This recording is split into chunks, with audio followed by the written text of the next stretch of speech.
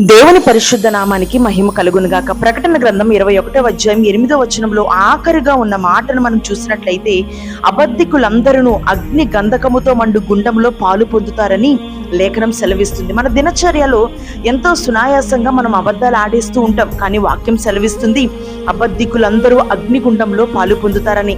అబద్ధం చిన్నది కదా అని ఆ పరిస్థితిని గెలిచేయడానికి మనుషుల ఎదుట అబద్ధాలు ఆడేస్తూ ఉంటాం, కానీ అబద్ధం ఎంత ప్రమాదమో బైబిల్ సెలవిస్తోంది. ఆది అపోస్తుల ఉపదేశంలో ఉన్నవారే, యేసుతో సహవాసం అనుభవాన్ని కలిగిన వారే అననీయ సప్పీరా అబద్ధం ఆడినందుకు వారి జీవితాలనే కోల్పోయారు.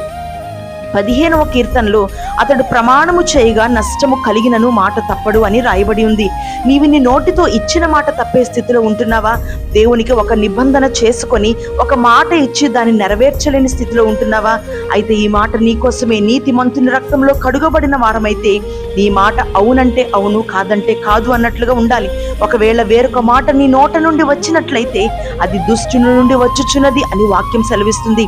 యోహాను 8:44లో మనం చూసినట్లయితే, మీరు మీ తండ్రియగు అపవాది సంబంధులు, వాడు నరహంతకుడై ఉండి సత్యమందు నిలిచిన వాడు కాడు, వాని యందు సత్యమే లేదు, వాడు అబద్ధికుడును అబద్ధమునకు జనకుడును అని వాక్యం సెలవిస్తుంది.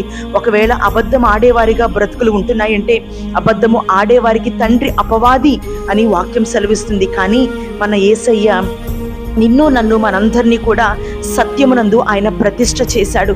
అబద్ధములు ఆడి జీవితాలను నాశనం చేసుకునే వారంగా కాకుండా సత్యమునే మన నోరు పలుకున్నట్లుగా మనం బ్రతుకుదాం. ఆఖరిగా నేను అంటున్న మాట, ఎంత చేదుగా ఉన్నా నిజం ఎప్పుడు నీకు క్షేమమే.